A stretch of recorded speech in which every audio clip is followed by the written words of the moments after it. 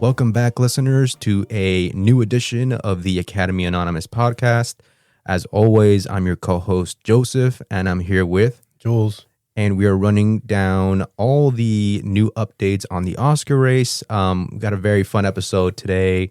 I'm going to talk about a big movie that came out, One Battle. Hopefully, we're going to do a deep dive into Best Supporting Actress and Best Supporting Actor. If you want to look at any of the other categories, like actor, actress, check out our episode last week. Yes.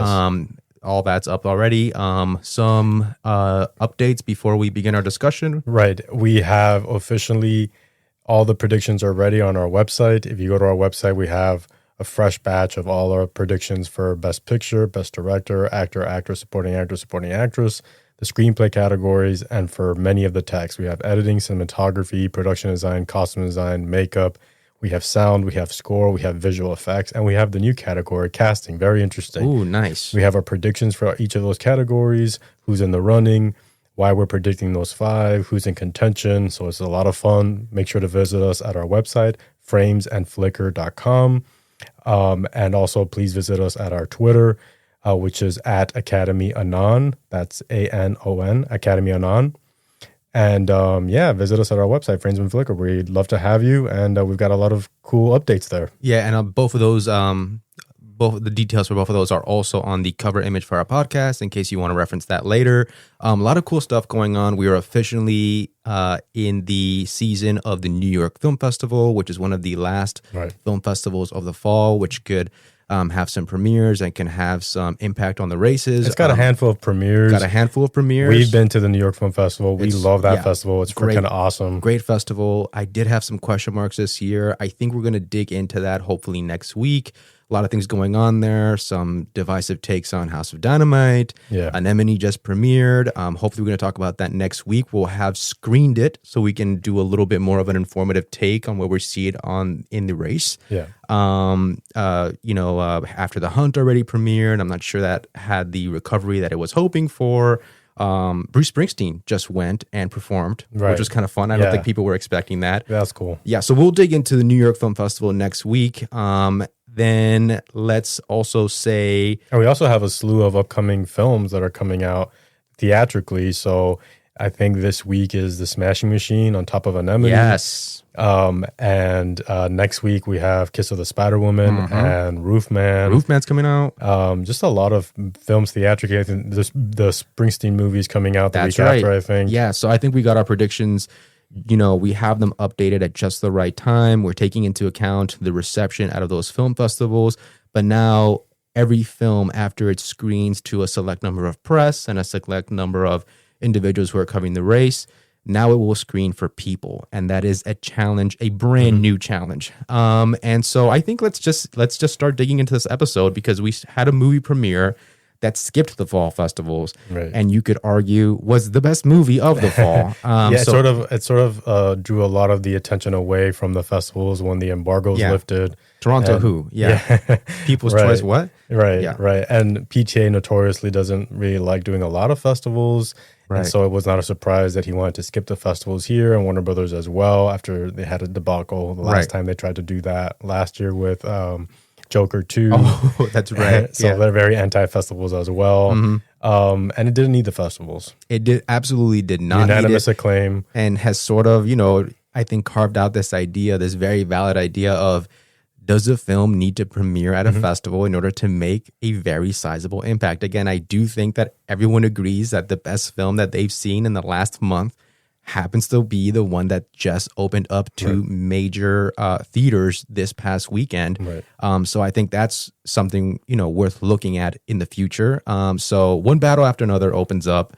Started screening for press a few weeks ago, right? So some people had a taste, and there were some people who even had a taste of this from a test screening months ago, right? And they were already saying that they loved the film. We were a little bit unsure of what we were going to be in store for.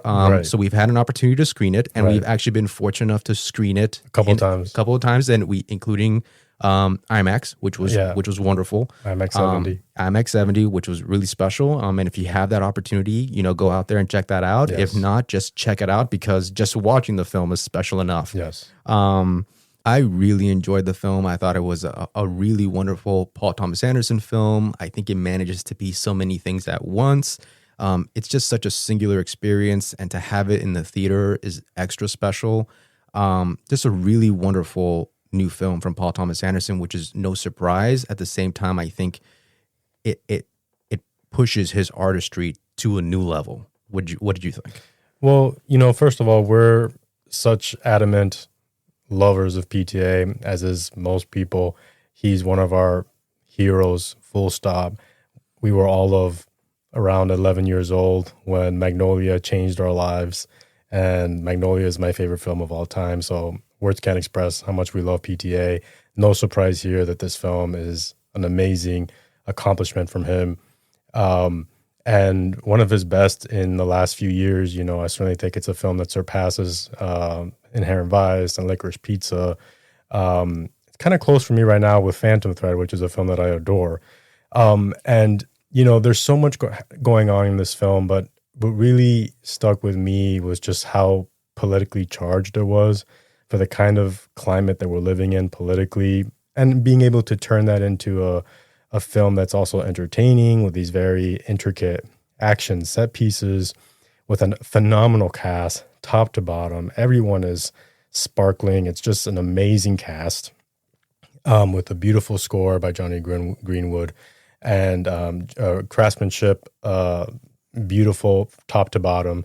And, but what was very searing for me was, just, how politically relevant it felt to me. It really hit a nerve, and it really, was, in a way, there are things about it that were prophetic, because it wasn't made just recently, but it's holding up a mirror to what's going on right now in this country and in society so hauntingly, that it really punched me in the gut, and really left a very strong impression on me. I think it was one of the things that I most was captivated by, enthralled by, disturbed by, and experiencing all of that, unpacking all of that in a beautiful screening like the IMAX 70 was just an all-time experience for me. I think we both felt similarly. It was just an incredible experience all around. Yeah, I completely agree. Just to sort of, again, be surrounded by that image, what they're saying, but just they're so beautifully crafted is such a extraordinary experience. And I think the film, I think a lot has been said about it, and I think the film will surpass most people's expectations. I think it's has a lot of depth, and I think it's the rare film that is timely and also timeless. Yeah. And it's very difficult not to imagine this being a classic in the future, and sort of a seminal American film, a seminal film from the U.S., and hopefully a film that will represent this next chapter of American filmmaking as a very promising era of filmmaking, very bold stories told with a lot of vigor and passion. And so I think that's part of where it lands in the awards race right now. So let's take a larger look at where we see it heading in the awards race. And so I will say this: we're gonna try our hardest not to speak too in depth and have any spoilers. So if you're listening, don't worry about that. We're not going to try to reveal anything about the plot. We'll try to just be general here. And so I think this is, first of all, I think it's a surefire contender, and I think it's going to contend, as you said, top to bottom. Right. To me, the discussion becomes: will the film have enough legs to, continue being what I see it now as, which is the front runner. I think it's the front runner to win a large amount of categories. I think that has to do with the film that's on screen, but also the career that Paul Thomas Anderson has sort of nurtured here. Well, I think the timeliness is something that's very important to look at in that discussion. Right. And then I think, well, how about this? Let's start talking about where you think the film will land. And I'll preface this by saying that the most successful film from Paul Thomas Anderson with the Academy was There Will Be Blood in 2007. And that was, I believe, 8 nominations, right? It's the most he's ever gotten. Yes. It was only one acting nomination, and it ended up being nominated for it. And so I would start there, because this film is not going to do less Right. then There Will Be Blood in nominations. Interestingly enough, that year, There Will Be Blood lost Best Picture. It was tied for most nominations with another contemporary film, No Country for Old Men, which won Best Picture. Which won Best Picture. And some people have already cited that this is sort of PTA's No Country for Old Men. There's certainly a Western bend to it, which is very evocative. Yeah. The film was fantastic because the film genre is Western war epic stoner comedy, a father-daughter story. Yeah. So the film is so many things, but yes, there have been comparisons to No Country for Old Men, and I'm glad that we mentioned that because, again, No Country for Old Men, The Departed, it sort of brought up this era in American filmmaking that people look back on with such appreciation, right? Because we were leaving sort of the costume era of movies that are winning Best Picture, and all of a sudden you had these really timely pieces that were hitting a nerve as to like the American conscience at the time. Right. And so you had this chapter where at the Academy where films like The Departed and No Country for Old Men won. And so that's why I said that I have hope that the presence and the success of One Battle After Another will sort of lead this new era of American filmmaking for the next couple of years, which are going to be trying times, to say the least, for, if you're living in the U.S. or if you're observing the U.S. And like you said, this sort of mishmash of all this, these different tones and these different genres that's working really well in the movie while still wrapped around this mirror that it's holding up to the current landscape that we're living in. It's just so evocative and really compelling, really powerful. And I remember you just bringing that up. I remember when There Will Be Blood came out, I was a teenager. We were both teenagers. And I remember that film left an impression on me, but it was a weird one in the sense that, and I'm mentioning it because you were mentioning that particular year, that's his most nominated film, along with No Country for Old Men, which I won. I remember it left a very big impression on me, but almost as if I had a hard time deciphering how it made me feel, because that film in large part was a departure from the kind of films he was making before then. Punch Drunk Love, Magnolia, Boogie Nights. Big ensemble pieces. Right. There was something so different about, his filmmaking style. Period. In that his first, exactly. There was something so different about his filmmaking style in that particular film. But if you look at the entire body of work of PTA, there are certain pertinent, dominant themes that are everywhere, and that's certainly true for this film, which if you're a PTA fan, you'll definitely take note, you'll notice, and again, it's as effective as it's ever been. Right, I completely agree. Now, looking at it through that lens, I think we both agree it cannot go lower than 8, right? Now, I have a theory, and my first theory is I think this will be the first PTA film to go double digits. And so I think that's no less than 10. Right. I think that's how big, that's how immense of the achievement we're seeing that's on screen.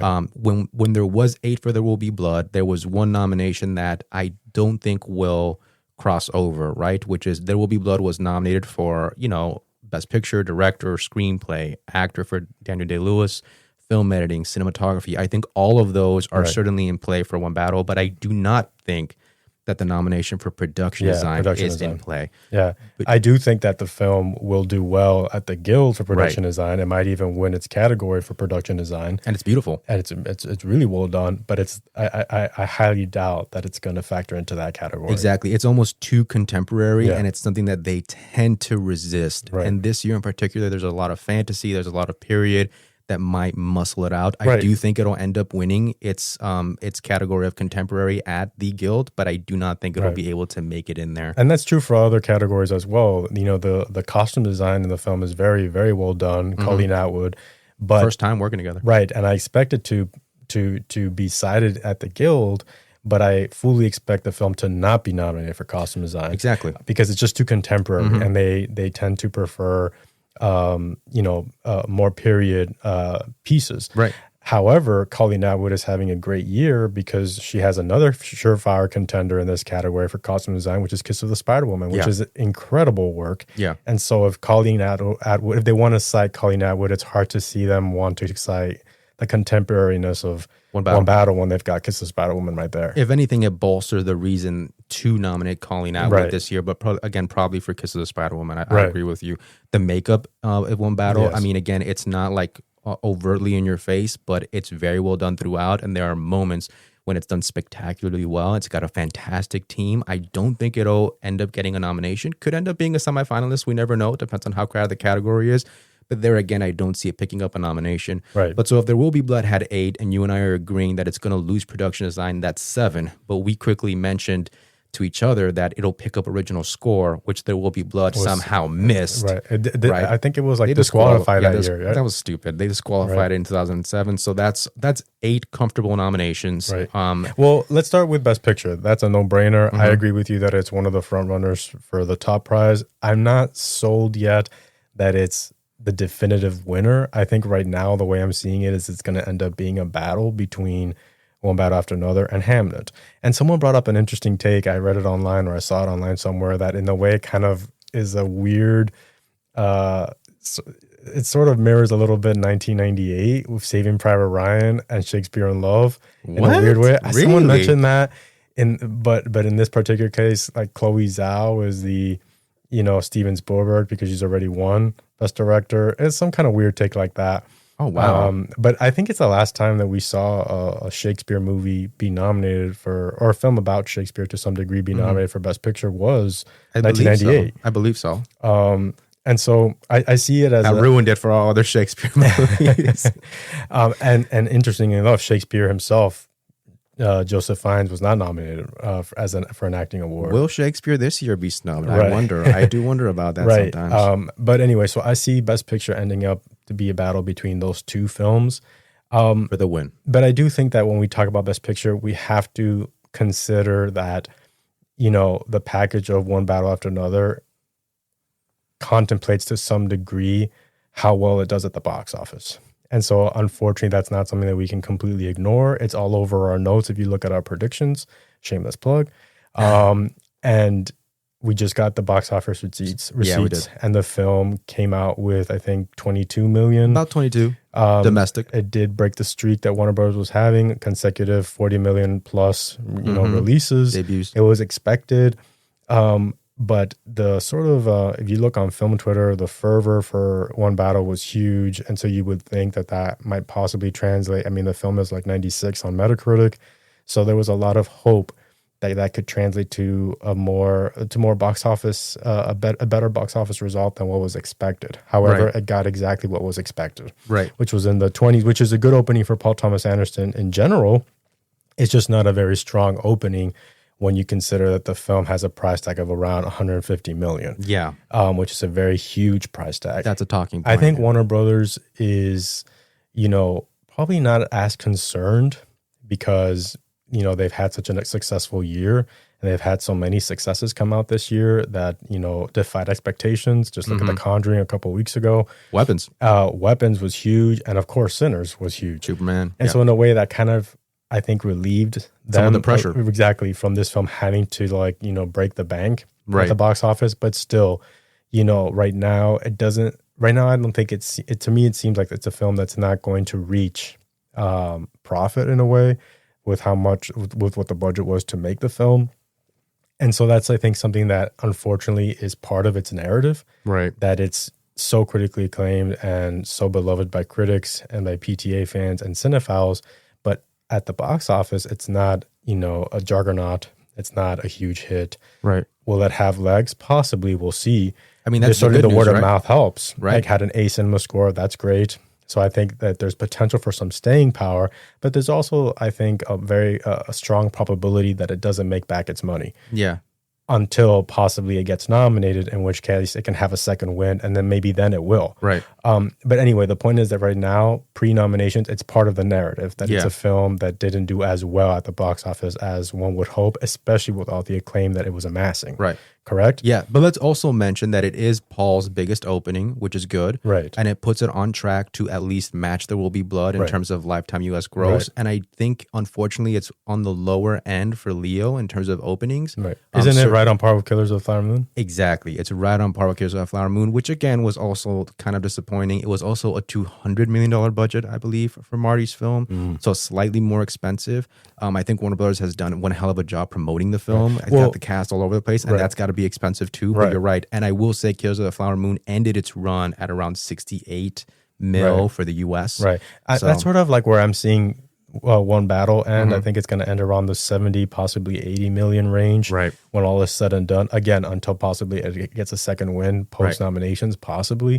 But the reason I brought up the box office is because if I'm seeing Best Picture see right now as a battle between One Battle and Hamnet, that's something that narratively Hamnet is not going to have to deal with. Right. It's not going to have to deal with this, lingering, it was not a box office hit. It was, it's certainly a smaller budgeted film. Right. And I think that there's enough there in that movie, and it's sizable enough that I think it can make back its money at the box office. Yeah. Especially with, again, this is another film that's in the mid 90s on Metacritic. Right.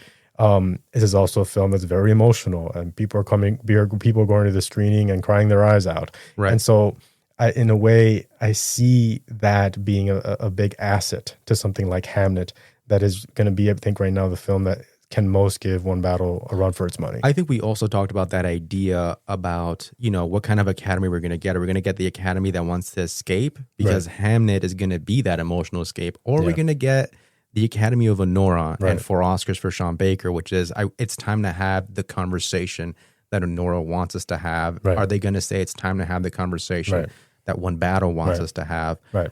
Something else that could come into play here is, as a voter, when you're selecting your films or when you're selecting a winner, how heavily are you going to judge One Battle's box office success on a curve, in the sense that, no, it may not make its money back at the box office, but the risk that was sort of implied by greenlighting this film and giving it that price tag. And again, you can see the entirety of that price tag on screen. How much are you going to weigh it against, it didn't make its money back, but this is the kind of film that I want to reward a big studio for making, because they don't make that. It's easier to get away with making Hamnet at that budget level at Focus, or Honora at that budget level and working with Neon. The idea that there's a studio out there that was able to greenlight this for that amount of money, and again, it's not frivolously spent. All that money is certainly on the screen. Right. How much are you going to weigh that against? I want to give it an award because I want to see what Universal's version of that is. Right. I want to see what Disney's version of that is. I want to promote that idea again of studios supporting these big artistic statements that are also very much on the pulse of what Americans are dealing with on a daily basis. Yeah. Right. So I think that might also play into it. But so after Best Picture, Best Director, right? Obviously, and I think given Paul's stature in the industry and his career and his filmography, I certainly think he's very well positioned in that race to win. I think his biggest competition right now, I think in that race, is Ryan Coogler. I can't say Chloe Zhao because she's already won. I think that's a big reason why she won't win, and maybe even a reason why she won't even get nominated for Best Director, as shocking as that may sound. Right. I think his biggest competition is the other Warner Brothers film, which is Ryan Coogler, who could make history becoming the first Black director to win Best Director, which is no small thing. That would be an incredible achievement. So I think that narrative that Ryan Coogler might be playing with in Sinners is going to be a big deal. Yeah. So but Paul Thomas Anderson is not his first nomination as a director. It would be for Ryan Coogler's, and he has a sort of career that is just so revered and so respected that it's going to be a tough competition. But I give the edge to Paul Thomas Anderson. Right. Here. I mean, so There Will Be Blood in terms of acting had Daniel Day-Lewis in the bag. Right. I think we both agree that the nomination in terms of acting that One Battle has in the bag, and I think the consensus is formed around it, is for Sean. Right. Sean Penn, supporting actor. Right. Right. And absolutely, I agree with that 100%. I think for a film like One Battle, which again has a stupendous cast, I think acting is one of the most interesting things when we talk about awards prospects for it, because there's not an actor here that's wasted. Everyone gets an opportunity to shine, big or small, and the bigger you are, the more you get to shine. That's just how well calibrated everything is. This film absolutely deserves a casting nomination that I think it will get, and will be in contention to win. I think that certainly the consensus has been around Sean Penn being the sort of, absolute nomination, and I agree with that. I love Sean Penn. I can't say it's my favorite performance of the piece. I do think he plays it pretty broadly. I'm not sure I would say it's one of my top 5 Sean Penn performances, but I will say Sean Penn's always great, so that's kind of always tough. Great, exactly. But I will say that he does stand out in the film. He's sort of the I guess he's the villain of the piece, even though I think the film very evocatively has an empathy for him. It does. That's very touching. That's very touching, actually. And tragic. Yes, absolutely, 100%.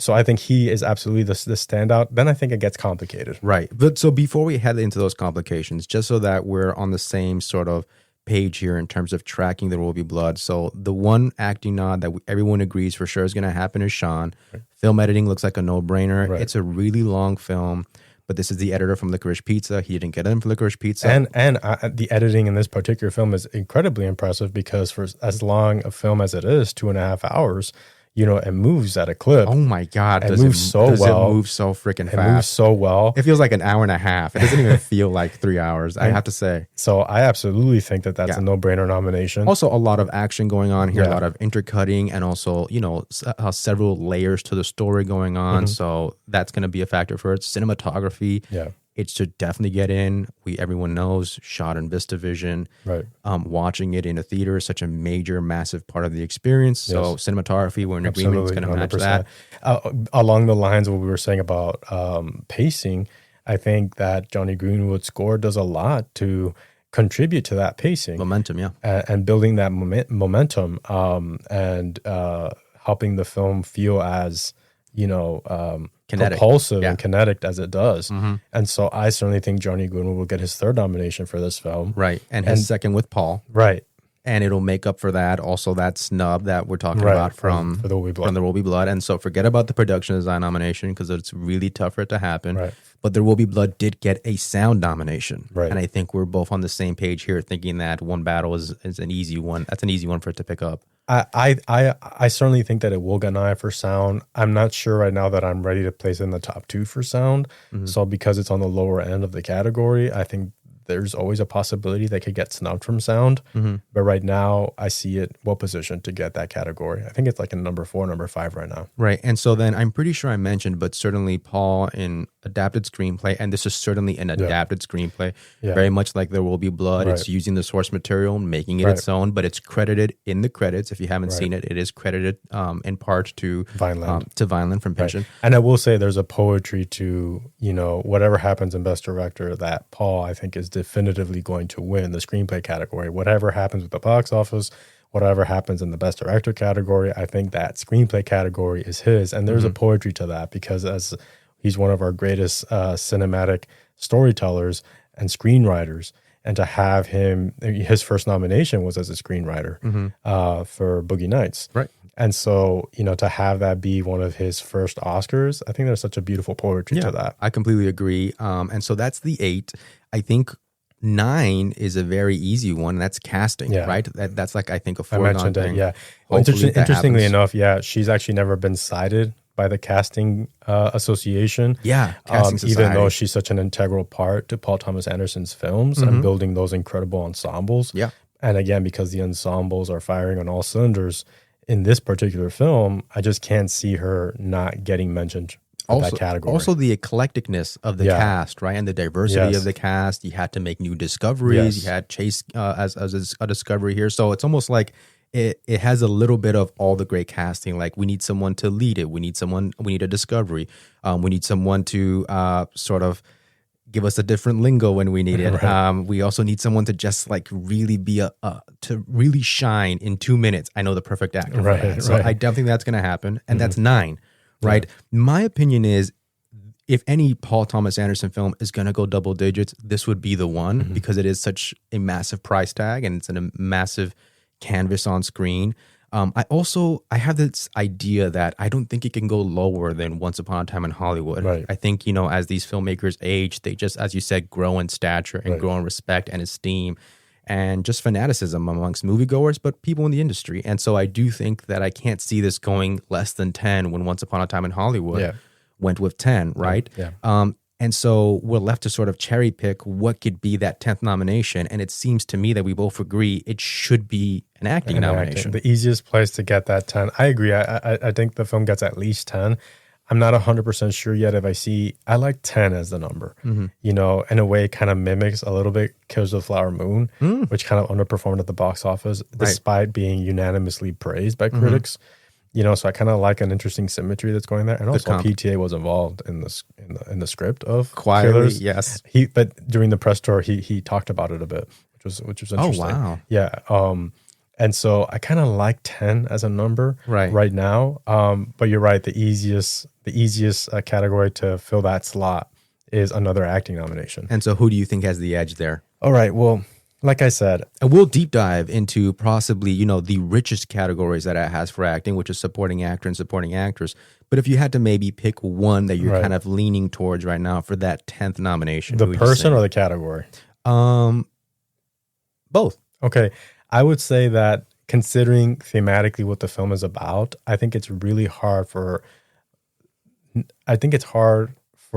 there not to be a supporting actress nominee from this. And there are 3 incredible women who do fabulous work here: Teyana Taylor, Chase Infinity, and Regina Hall. Each with limited screen time to a certain degree, which complicates things. But I don't see how, considering how integral they all are and to the film, to the story, and to the themes of the film that it's exploring, I don't see how we don't get at least one supporting actress nominee into this count. So I would say it has to be a supporting actress nominee. And right now, I think, supporting actress is tough because I'm not 100% sure. Well, let's put it this way. My favorite supporting actress performance was Regina Hall. I thought she was so lovely and present. Tremendous actor. Tremendous actor that I think it's going to be, a revelation to some Academy members who just see her as, kind of a funny presence. We've always known that she's had the chops, so she's had the dramatic depth. She gets to showcase it here. Unfortunately, though, she is underutilized. I agree with that criticism about her, or maybe not even criticism, but I agree that that's true. Unfortunately, about her performance, it is underutilized. But I thought she was amazing. Agreed. But I think that Teyana Taylor, who was also amazing, she really freaking owns the first 30 minutes of the movie. Like, she fucking devours the first 30 minutes. Yeah. The first 20, 25, 30 minutes are hers. The prologue is hers. Yeah. She's essentially the prologue. She's an essential part to, how things unfold, the events. Right. She's a catalyst, and she just storms into the film with such intensity that to me, it was hard to forget about. It was hard to shake. So in a way, she kind of hovers throughout the film, even if her part is the beginning of the film. And so in a way, she's also a very complex, very endearing, very captivating character. She's really complexly written, that I can't help but feel like she's going to leave an indelible impression on whoever watches that film. And then last, you have Chase Infinity, who I think is a major discovery of the film, but she has very few credits. I think she's part of the presumed innocent show. I think that unfortunately her credits might be a detractor here for her in terms of getting her first nomination. We'll talk about later, specifics, but there are the people are claiming, predicting that she might even get a shift into lead. That's what to make some room for the other 2 contenders in supporting. I certainly think that, because they all do a wonderful job and they all have some form of cons to some degree, they kind of eat at each other a little bit. So the first time I saw the film, I thought everyone is great. In terms of supporting actress, it's Teyana or bust. That's what I thought the first time. Right. Just because, again, it's just they eat at each other a bit. I agree. So, right. The second time I saw it, I guess maybe I thought more possibly that, you know, they might not necessarily have to eat at each other, especially if you move Chase to lead. And at the same time, I wonder, so people have been talking about Inga and Elle Fanning possibly getting a double nomination for Sentimental Value. I think that's wrong. No way. Having seen Sentimental Value, I think Elle Fanning is a lock, pure and simple. She's the biggest lock, the only lock in supporting actress. But after that, I'm not sure that I see Inga getting into this 5, but I can definitely see 2 actresses from this film getting into the 5. Could totally happen. And then I wonder if those 2 would be Teyana Taylor and Regina Hall. I mean, I think that's a perfectly valid argument. And so you're saying the 10th spot possibly coming from supporting actress. Yes. I could totally see that. For me, my gut says if there's a 10th spot, look for someone like Benicio del Toro, who is so amazing. beloved and respected within the Academy. He's a winner for Traffic. He has such a memorable part in this movie. Fucking good. And he's amazing in his part. And again, instantly memorable. Very classic performance, Right. I think. But instantly poignant. Yeah, absolutely. And very layered. And just he does what Benicio del Toro can do. And I think it's been forever since he's been nominated. And he should have been nominated for Sicario, to be perfectly honest. So I don't know how that happened. Right. But here he is. He's working with his friend Sean Penn, right? And I think, it's his second film with Paul Thomas Anderson. He already had a great turn in Wes Anderson's film, which unfortunately didn't get a good crowd. But I would look for Benicio. Right. And so I think you and I are both touching on the idea of the 10th nomination being an actor. But I want to take this a step further. And I want to say that, Warner Brothers has had one hell of a year.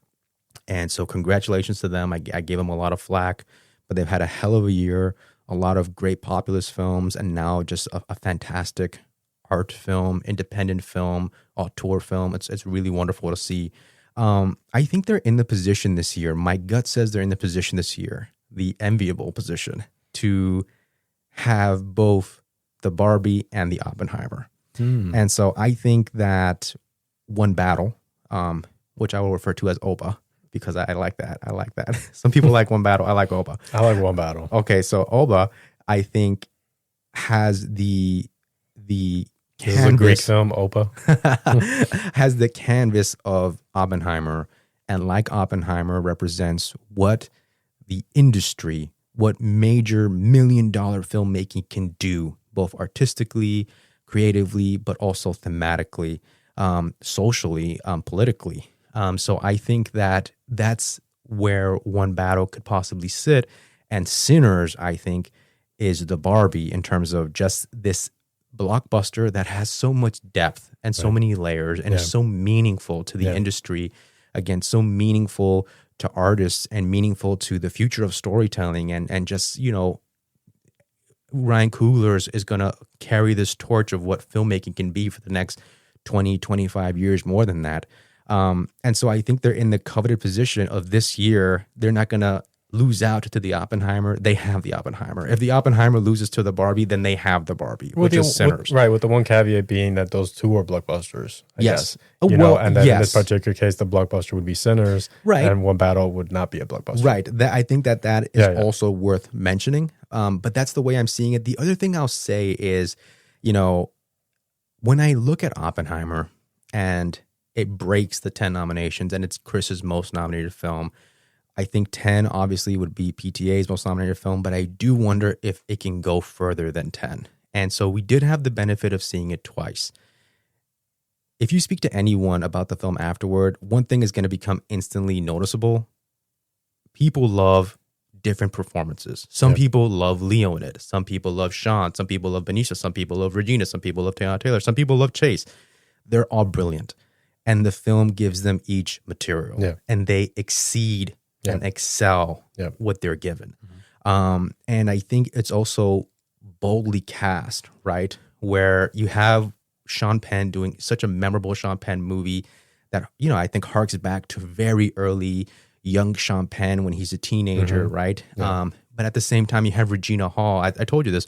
You get Regina Hall, and she's sort of playing the straight man, Yeah. right? And then you get Leo, and you tell Leo, I don't want you to play the straight man. I want you to play the comedic relief, right? And so, and then you have the discovery and chase, and then Teyana Taylor, right, as you said, is volcanic when she enters the film, and so part of me wonders, can this film really go less than 3 acting nominations? When I look at something like Birdman or Oppenheimer, which ended up winning Best Picture, they each got 3 acting nominations, right?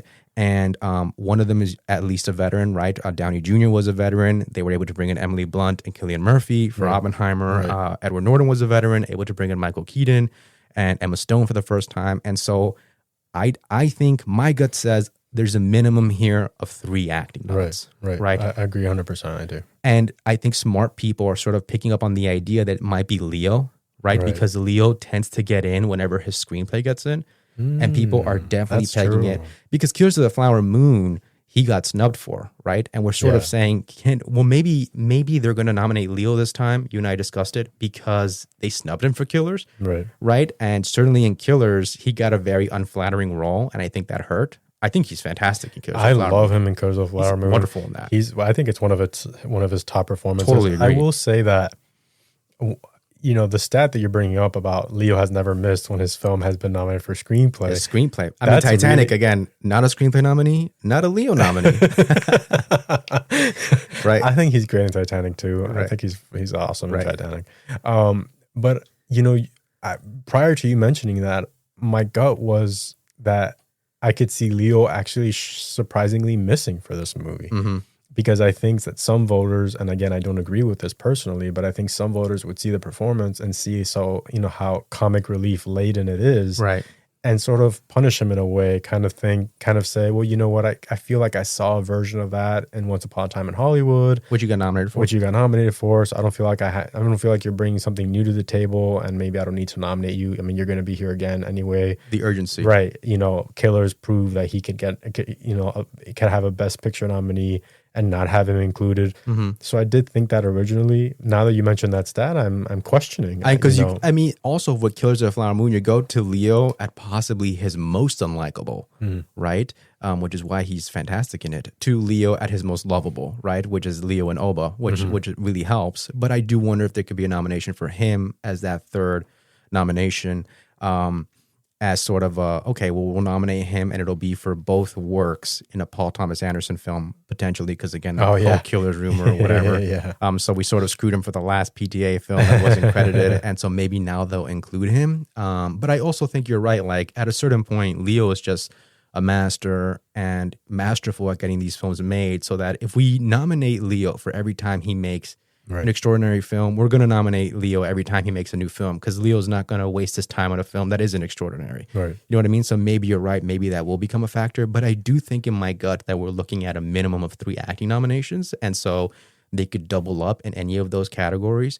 But again, I will also say that because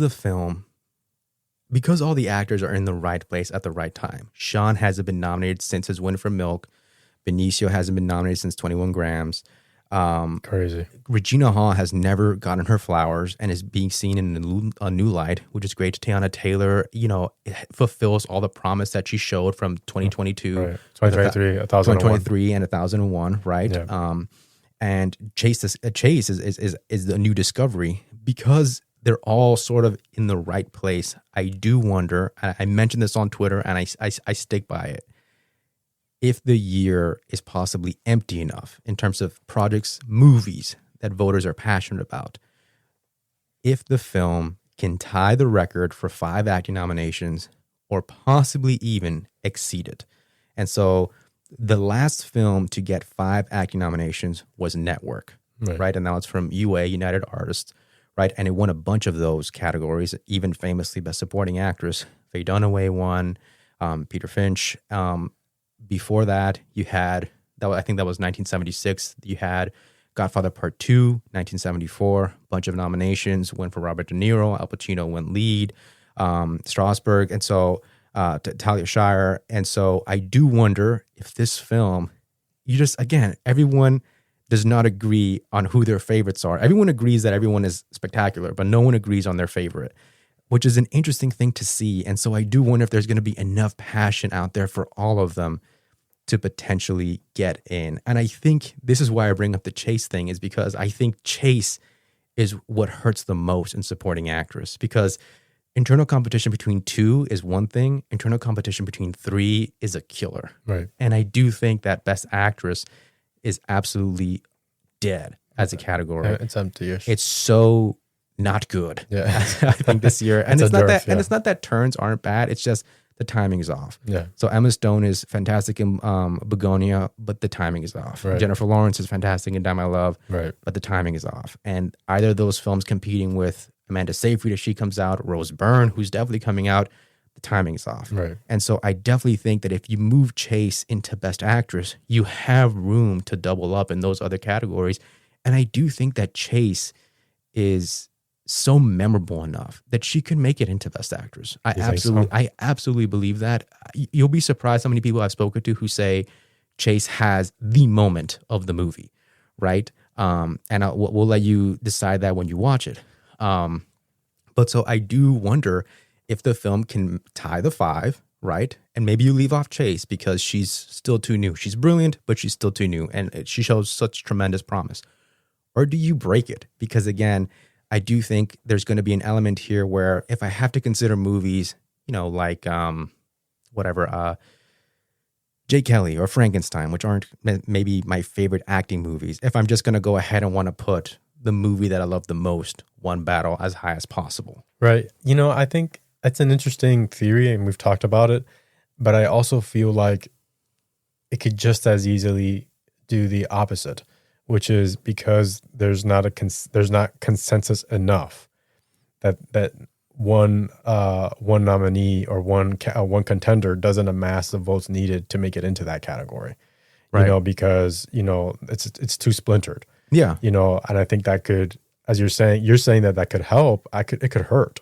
Yeah. It could hurt that things are too splintered, and so there's just not enough of one person or 2 people or 3 people, because they're split 6 ways. Right. So I think that's certainly something to look at. That's why I'm hesitant. I do think that a lot of the contenders we're talking about seem very possible to me. I think Benicio sneaking into supporting actor, when we get to that category, I think there's an open spot there. And I think someone like Benicio can absolutely take that spot. I think Leo, that stat you mentioned right now, is really, impressing me. I didn't think of it that way. He could definitely be another contender that gets in. I think supporting actors is a little tough, because even though I can certainly see One Battle After Another getting 2 spots there in supporting actors, more than I can see Sentimental Value getting 2 spots in supporting actress, I think it hurts that Regina Hall has limited things to do. She shines because she's that strong of an actor, but I can't help but feel that even the people who recognize her beautiful work in this movie all come out saying the same thing, which is she's underused. Right. And so I think you'd have to have an Academy voter who sees the film, recognizes that she's underused, and says, I'm going to nominate her anyway. Mm-hmm. And that's tricky. Will they do that? Will they go that far? Will they go that far if they're already nominating 3 other actors from One Battle? Right. They might say, I'm nominating enough people. Mm-hmm. And she is great, but I didn't get enough. Right. And we've already talked about Chase and the few credits. Her crashing the Best Actress race is wild. Could she get an eye for Best Actress with such few credits? I don't know. I'm not seeing it right now. But let's say we say Teyana Taylor for supporting actress. Let's say we say Benicio and Sean for supporting actor. And let's say we say Leo DiCaprio for Best Actor. That's 4. That's 4. And that makes a lot of sense. Mm-hmm. But I wanted to bring up how even with 4 acting nominees, and I think this matters into how you're going to figure out if it's going to get an eye for 4, for 5, for 6, no one feels like a winner.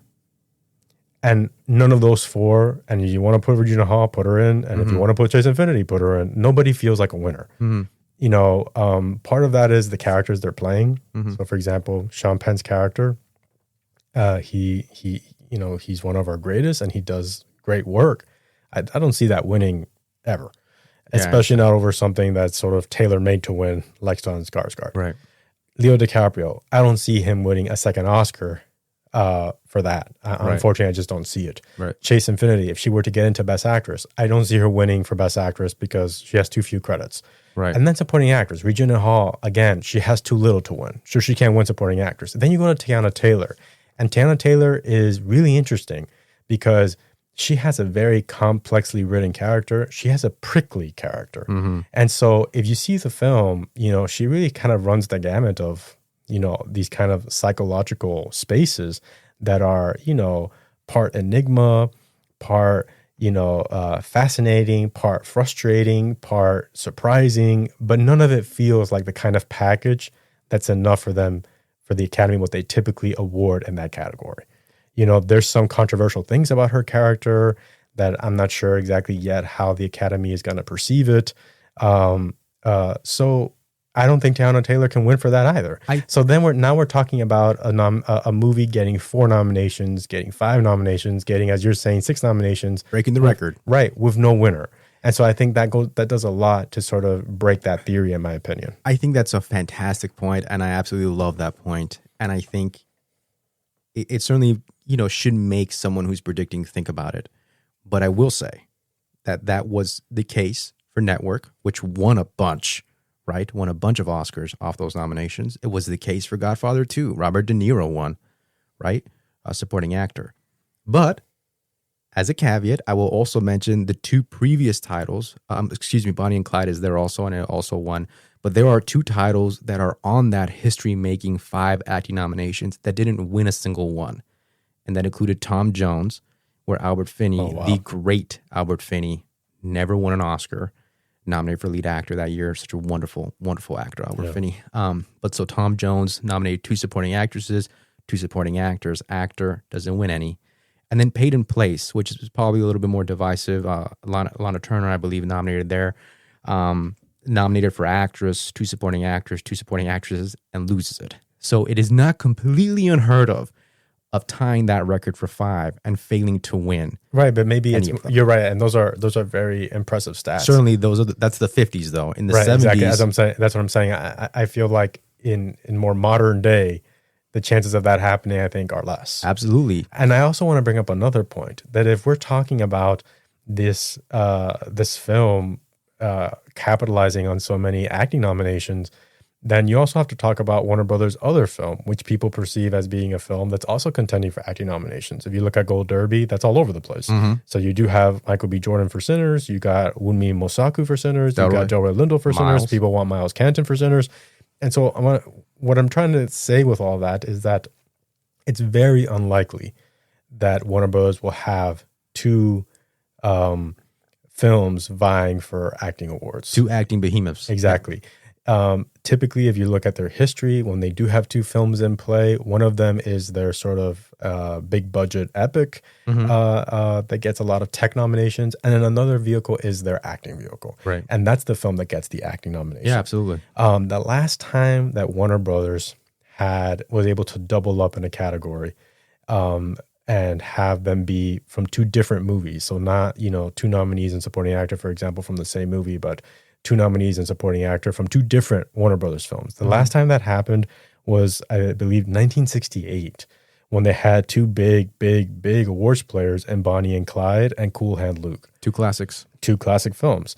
And Bonnie and Clyde is one of the films that has 5 acting nominations. That was one of the 5. If you look at that year, in Best Actor, Paul Newman got nominated for Cool Hand Luke, and Warren Beatty got nominated for Bonnie and Clyde. And then Best Supporting Actor, George Kennedy won for Cool Hand Luke, and Gene Hackman was nominated for Bonnie and Clyde. That didn't happen in actress or supporting actress. Only Bonnie and Clyde was mentioned there. And so that's the last time that Warner Brothers has had 2 different films double up in an acting category. And so I think that is a pretty damning stat for both Sinners and One Battle showing up in supporting actress, showing up in supporting actress, showing up in actor, showing up in, well, not an actress. I mean, I think that's really interesting that you mentioned that. And of course, that year it happened twice, right? Because they had Beatty and Paul Newman in Best Actor. Then they had Gene Hackman and George Kennedy in supporting actors. So it's kind of interesting, a year where they were popular enough to have 2 of the top 5 Best Picture movies right? They were able to do that. And I think we both agree that so far this year, they will have 2 of the top 5 Best Picture movies, 100%. Sinners and One Battle. It'll be interesting to see if they can do that. And I'll also say that it was able to win one of the acting categories because George Kennedy won for Cool Hand Luke. Yeah, I think that's really fascinating. I will mention something, which is that it's interesting, at least in the actor category, because it's still competitive actor, but Paul and Warren were already nominees, I believe, by that point. So that might help. That's something that, for example, is going to hurt a lot of the actresses and supporting actors. I think that's a great segue into Best Supporting Actress. How about we start digging into, we do a deep dive into that category next? Right. Okay, let's do that. For me, it's really interesting because of the acting categories, Best Actor is the most competitive category. But Best Supporting Actress to me is the most fascinating category because there's a lot of contenders, but no one feels safe, and only one contender feels like a lock, and that's Elle Fanning for Sentimental Value, largely helped by being one of the top actors of her generation. She's in the right vehicle, and the category is in flux enough that I think she's the only lock in this category. Playing an actress too. Playing an actress. Other than that, it's completely in flux, and you can see basically 10 people getting in. For 4 spots. Right. And all of them, every single one of them, after Elle Fanning, has big cons. So big reasons why they could miss.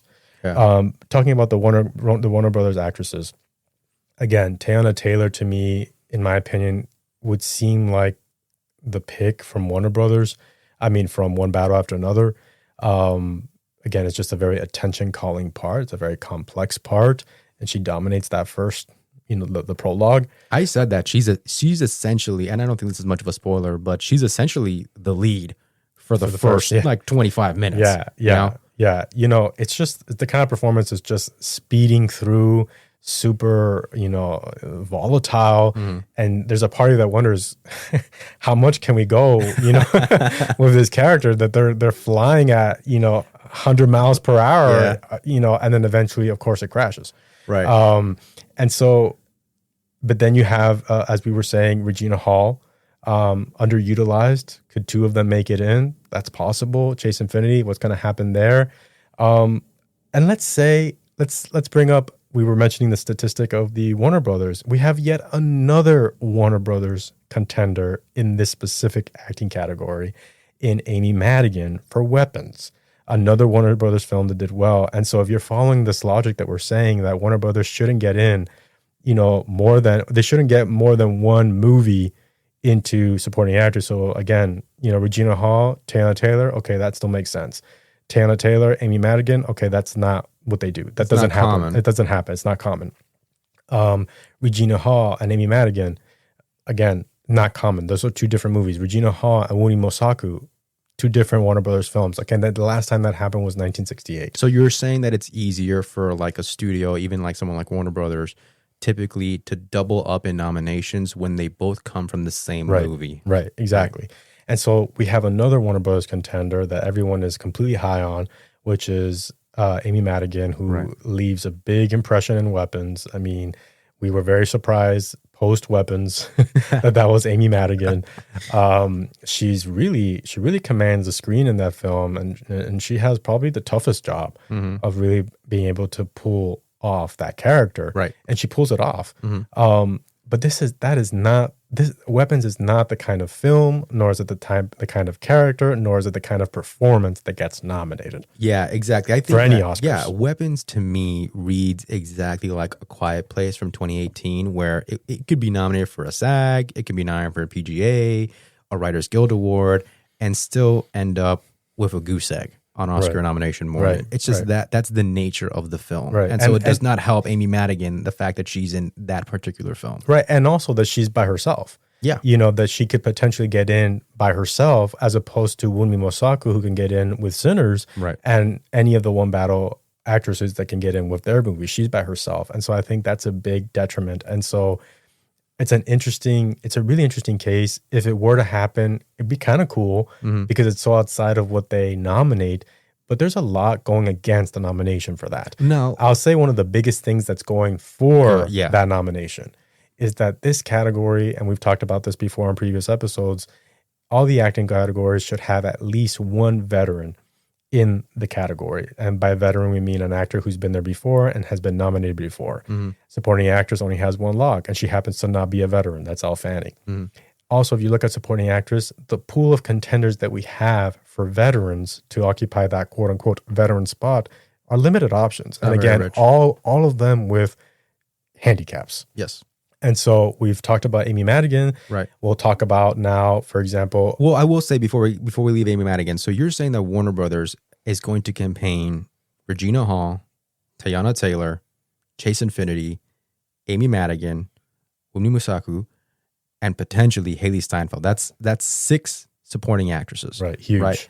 Which is just too many. Way too many. And you're also saying that Warner Brothers typically, if they get 2, it's from the same movie. Right.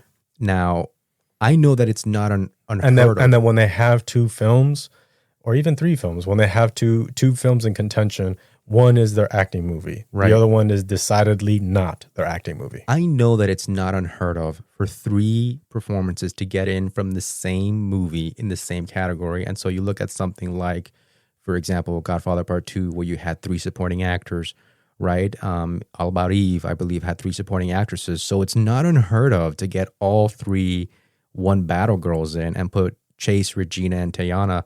That's not uber crazy. It's happened. It's rare. It's not common. It's not common. But what about the idea that they get one battle girl in, and they get one Sinners girl in, and they get Wunmi in, and then they get Amy Madigan in? Yeah. Do you think that could happen? No, that we have not found a precedent for. I do not think, right, that in our research we've been able to find a studio distributor who was able to get 3 different performances from 3 different movies into the same acting category. Right. I think the closest we got was maybe The Pandemic, but I don't think that, Netflix has been able to hit, in supporting actress, if Netflix gets 2, it'll be from 2 different movies possibly, or maybe 2 from the same movie. But very rarely are you going to see so many nominees from the same distributor. And so you think that's that hurts. That's a big no. And what about three different nominees from so Warner Brothers? Like more than 50% of the category full of like Warner Brothers films from 3 different films. 3 different Warner Brothers films, even if they've had an amazing year. And I imagine that it must not help the fact that Weapons and Sinners are both not necessarily your conventional acting role. And I will also say that those particular films, Weapons and Sinners, they hurt each other, because, I don't necessarily see Weapons as a horror film, but certainly playing with horror elements. And many people would consider it a horror film to some degree. Weapons is clearly a horror film. They sold it as that. Right. Weapons is clearly a horror film. So those 2 films really, hurt each other. So there's no way that I can see Wunmi Mosaku and Amy Madigan. Let's say that the Warner Brothers stack gets broken, and then since 1968, and then we're going to put 2 Warner Brothers films in the supporting actress category. I feel very, very sure that it will not be 2 horror films. Right. To begin with, horror is not great for the Academy for acting. It happened last year to a certain degree, maybe if you want to consider The Substance a horror film. But there was a lot of subtext happening in that film that was resonating with voters that Weapons doesn't have. Right. I think that Sinners has a subtext that I think is, evocative and is going to speak to a large group of voters. Weapons doesn't have that. Weapons is a straight out horror film through and through. Right. And so, but Amy Madigan presents a very, again, her biggest asset is that she is a veteran. She fulfills the veteran spot. She fulfills the veteran spot. She's probably, of the veteran options, if we were to just ignore the idea of what gets nominated here, what doesn't get nominated here, and we just look at acclaim, we look at, performance that people have been talking about, that people have been clamoring for, she would take a spot. Because of all the other options, she's the one that seems most,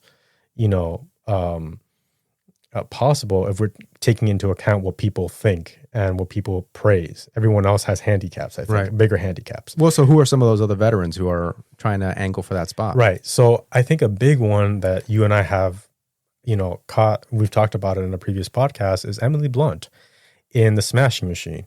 Why is Emily Blunt a very good option here to fulfill the veteran spot? The veteran spot is because, number one, her film number one, she's playing a real life figure. And so on top of fulfilling the veteran spot, these acting categories, and if you look at the trends, this is very true, these acting categories tend to have at least one performance that is based on a real life figure. Right. Now, it's better when those real life figures are more iconic figures. You know, that's true. Historical. And so in the Smashing Machine, Dwayne Johnson is playing, you know, a more well-known figure than necessarily Emily Blunt is playing as his girlfriend, Dawn Staples. Mm-hmm. I get that, but at least she's still a real life figure. Right. At least she's a veteran. The problem is, from people who've seen the film, we have not seen the film. We're looking forward to it very soon. She's one of the most underwritten things about the movie that she's able to overcome because she's such a talented actress. That she's able to sort of shade in these dimensions and this depth that's not there on the page. But by and large, I think a lot of people feel like it's an underwritten part. Mm-hmm. I think Eric Anderson on Twitter referred to it, and I told you about it, as like a hair and nails performance, and that got a chuckle out of me. And so, you know, there's been, you know, on Twitter, at least film Twitter, you know, people have been a little bit more divided on the film, but the film has good critics. It won a directing award at Venice. I think it's going to do well on the award circuit. I think Dwayne Johnson stands to get his first nomination. That helps the pair thing. Right, exactly. It helps that Dwayne Johnson can take in Emily Blunt into the supporting actress category. What really hurts Emily Blunt is that she was just there 2 years ago for Oppenheimer and supporting actress. Usually when we get repeats, we've talked about this in other episodes, there should be some kind of category shift. You're going from lead to supporting to lead. Here it's still a supporting category. And what's worse is that there's a similarity between what she's playing here, which is sort of a supportive partner, even though the archetype is the same. The archetype is the same, even though, again, it's not your typical supportive partner part, but it's still your supportive partner. That's what she played in Oppenheimer, that she got nominated for 2 years ago. Right. And so it's hard for me to see the Academy, the actors branch say, yeah, we're going to nominate Emily Blunt just 2 years after her first nomination for Oppenheimer for something, you know, in the similar vein to that. That sort of gets me to that idea of, do we think the Academy is all of a sudden over the moon with Emily Blunt after they waited so many years to finally nominate her? And they didn't nominate her, but like she had to get in with 13 nominations for Oppenheimer. You know what I mean? Right. And so I do think that makes me question, like, even beyond the real person necessity that we have, if you look at a year like 2022, which is rare, a year like 2022, supporting actress did not have any real people. In fact, there was a lack of real people throughout the acting categories, just Elvis and Marilyn Monroe.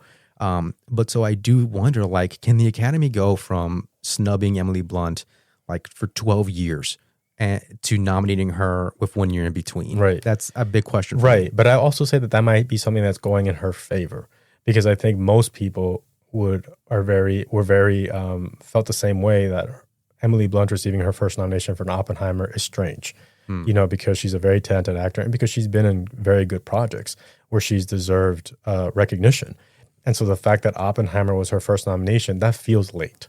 So in a way, some voters might feel, yeah, she might be getting her second nom pretty fast and in the same category, but it's because we owe her that, because she's behind. Sort of like how Scarlett Johansson got 2 nominations in the same year. Like, she should have already been nominated. So it makes sense that she got 2 in the same year. All right. So I think that's something that that they could use in her favor. Okay. I really like that she's playing a real life figure, and I really like that she can be carried into the category via Dwayne Johnson and the Smashing Machine, which is more than I can say for something like Amy Madigan, who'd probably be getting in by herself if the film doesn't end up getting on for something like makeup. So Emily Blunt is a good option, but also not a great option. And I will say, you know, as we kind of start talking about the other contenders, it gets hard to see who's going to win this category, you know, because again, everyone has their cons. I don't think Teyana Taylor can win for this, for her sort of, you know, prickly part. You know, Regina Hall, if she gets nominated, I don't think so. I don't see Elle Fanning winning for this either, for sentimental value. At least if Emily Blunt gets nominated, she might have the career and the respect from her peers to parlay that into an eventual win. You know, which would be weird if The Rock doesn't win, which I'm not seeing right now, that the one that ends up winning for that movie is the supportive partner part. Yeah, that's kind of weird.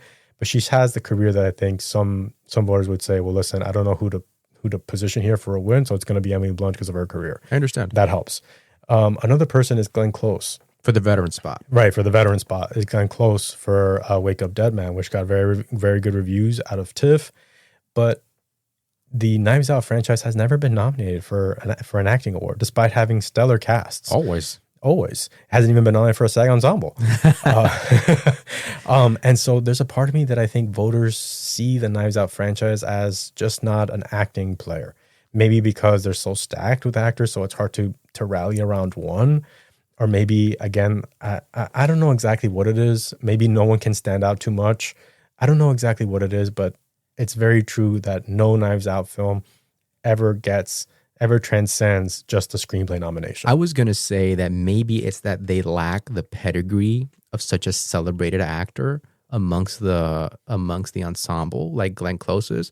But if you remember Knives Out, Christopher Plummer is amazing in that film too. And if you really wanted to, you could have nominated Christopher Plummer for that. Yeah. Right. Yeah, and so right. I think you're right. There's something here about how voters just do not respect the individual performers of the Knives Out franchise. And that's certainly a stigma that Glenn Close is going to have to battle. Now, I will say, going in Glenn Close's favor is that if somehow Glenn Close was able to land into this particular supporting actress field, I feel that she would have a huge chance of winning because they can parlay her nomination into a career win, which she, everyone wants to see Glenn Close win an Oscar already. She doesn't have one. She was snubbed for what seemed like was going to be her time for The Wife. People who've seen the movie think that this is her best performance since The Wife, which is interesting. I don't know. I've heard that she has a couple of Oscar moments. And so in a way, if somehow if Netflix was able to make this happen, I really feel that this could quickly turn from a surprise nomination into a win for this category, which is nuts. But that's sort of that's the thing about Glenn Close.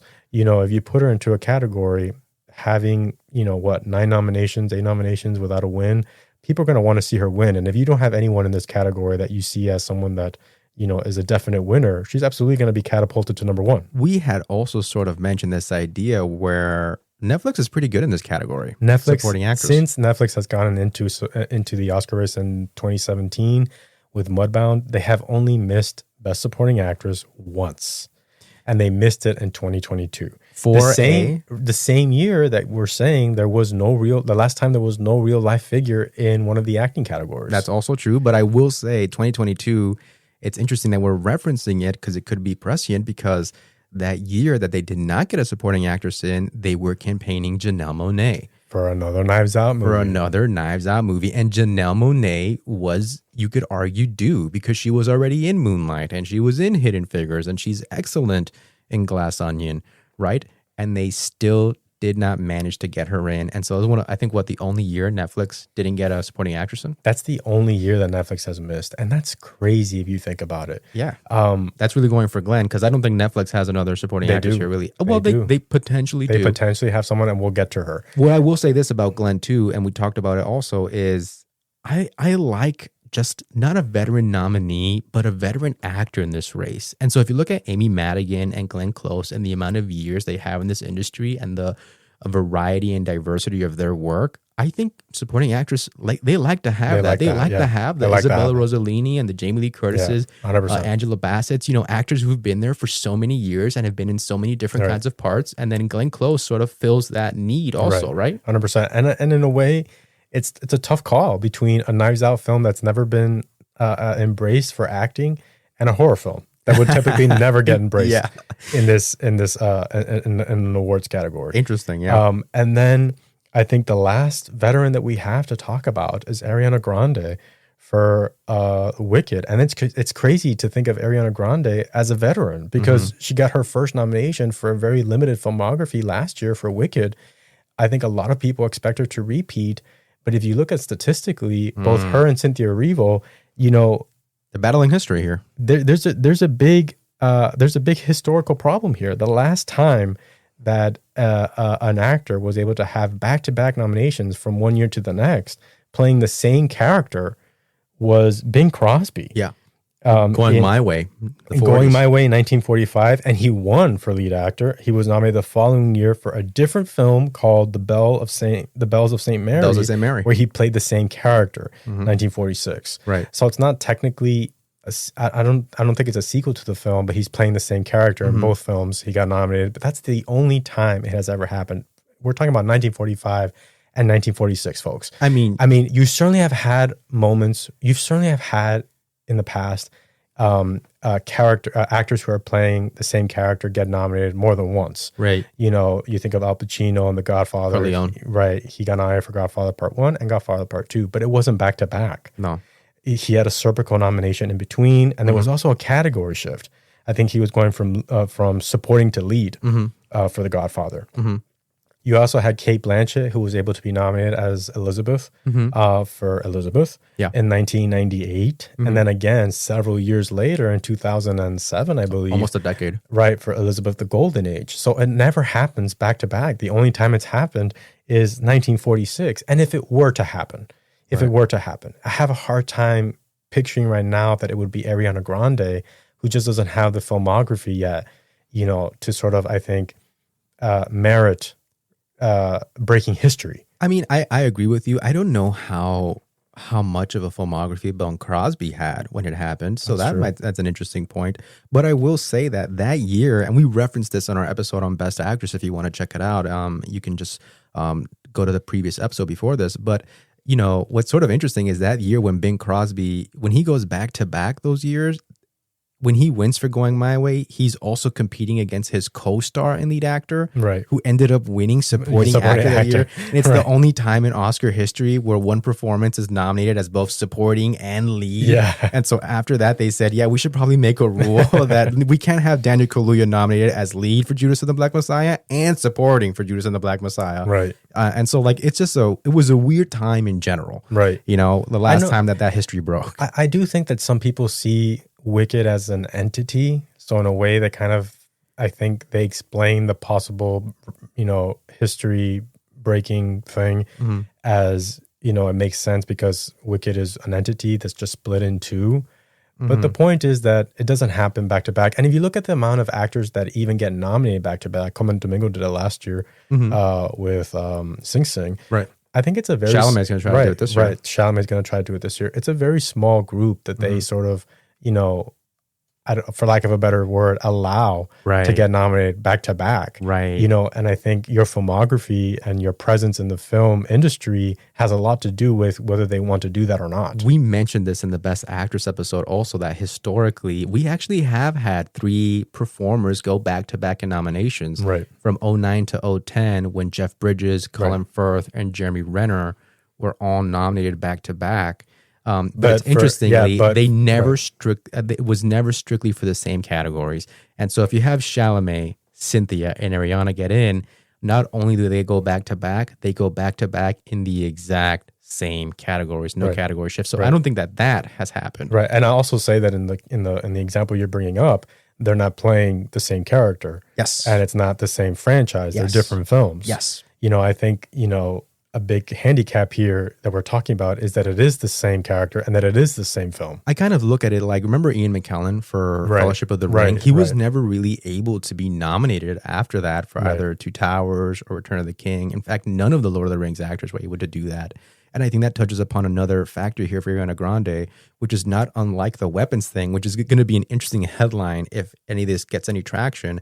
But playing a witch, you know, is not necessarily the most Oscar bait role. It was nominated, but will that be the role that goes? Would that be the role that breaks history? I guess is the question. And I do wonder, like, could you really have a category with Aunt Gladys and Glinda the Good? I have a really hard time saying that. I know that it's gonna, like I said, it's gonna be a headline, but I do wonder how much we can stretch our sort of non-Oscar role inclusion here. Right. And I don't even want to put Wound Me because Wound Me is a whole nother thing here. Right. So I think that's another element going against it. I will say one veteran that you maybe overlooked, still to be determined how much of a factor they're going to be, is Gwyneth Paltrow. Oh, yes. Right, from Marty Supreme. Gwyneth Paltrow, I think, is a very interesting case because it would be a category shift which from helps. lead to supporting, which is an asset. Right. We have yet to see the movie. We don't know how big of a part she's going to play. I do know that I've heard some rumors from the cinematographer that said this movie has like 40 characters. Which is very Safdie. Exactly. If you see the Safdie films, they're big. They tend to have ensembles where everyone contributes a spark to it. But they're usually centered around one anchor. Right. So if you look at Uncut Gems, there's several actors in that film. Idina Menzel is great in that film. Kevin Garnett.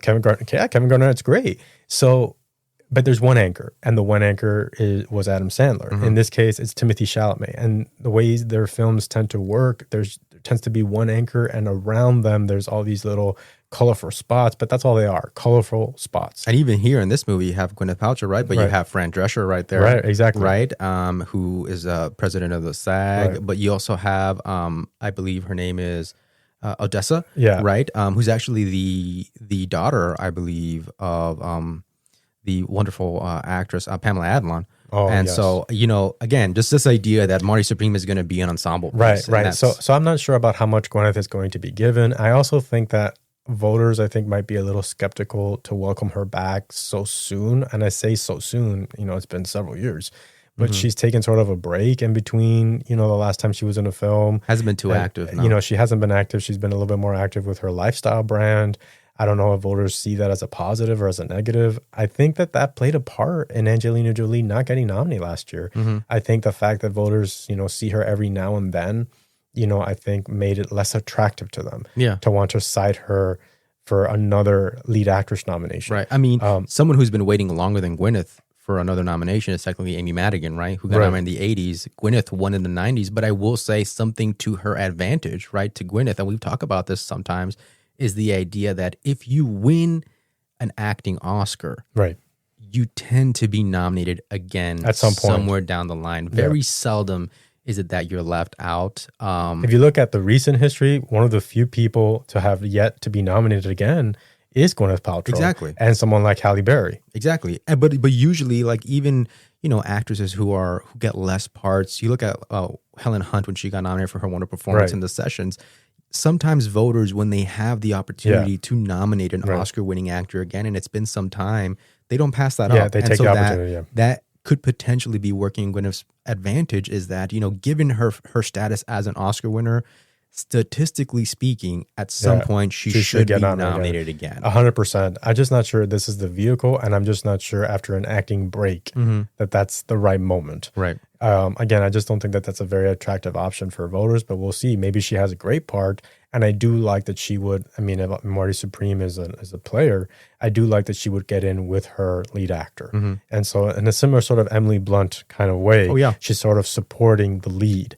That's also one reason why I do absolutely not see both Emily Blunt and Gwyneth Paltrow getting in the same category in the same year, because they do too much of the same thing. I agree. They support their lead.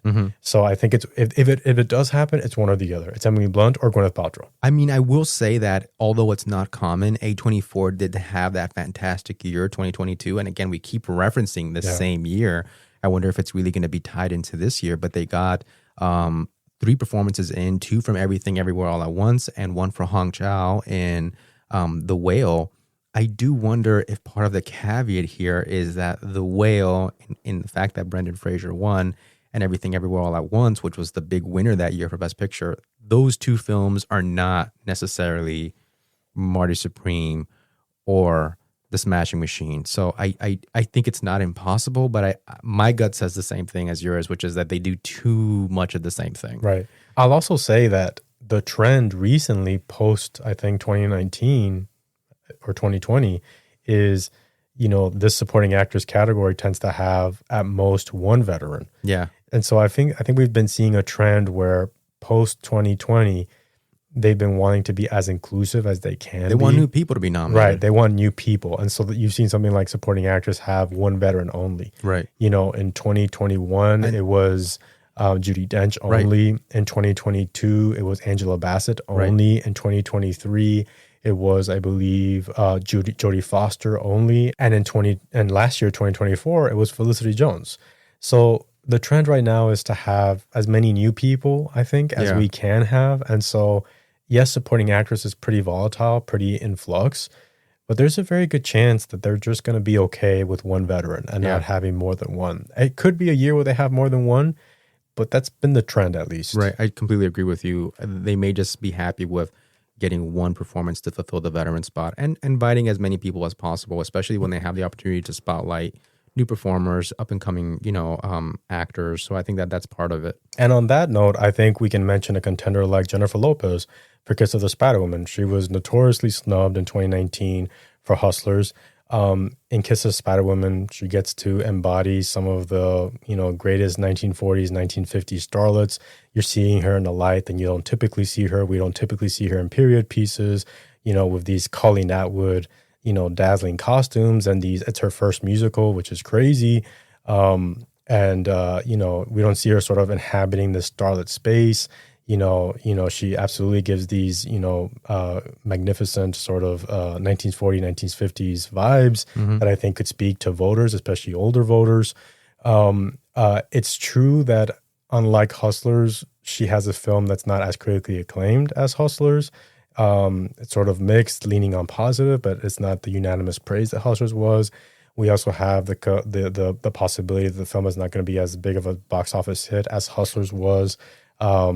We'll see soon. It's coming out soon. So all those are things that she's going to have to sort of contend with. You trade it off, right? Because in and of itself, it's a more sort of legacy prestige project. That's the other thing, yes, that it's a legacy project. You're working with Bill Condon. Right. You have a movie who has luck in this category. Who has a lot of luck in this category and actually has made big musicals that they've embraced. Right. But also just this idea that it's adapted from Broadway, which really helps. And you have the legacy of Chita Rivera there. Yeah. But then you also have the fact that the movie was nominated for Best Picture in 1985. It even won an Oscar for William Hurt for Best Actor. Right. And so I do think it's a trade-off, right? You trade off, wonderful Lorene Scafaria and wonderful critics, and you trade that off for, having this pedigree and this sort of visual aspect and this old school Hollywood that's going to appeal to a more classic type of voter.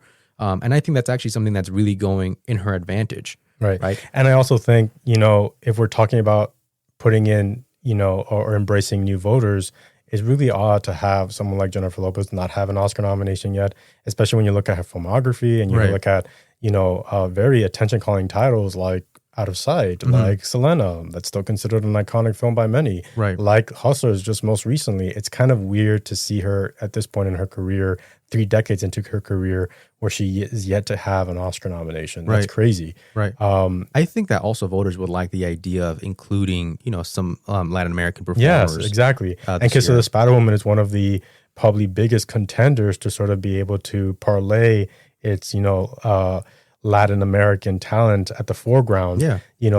And I'll also say that I think to Jennifer's benefit, Kiss of the Spider-Woman is coming out at a very important time in our historical landscape where the queer community is being very marginalized.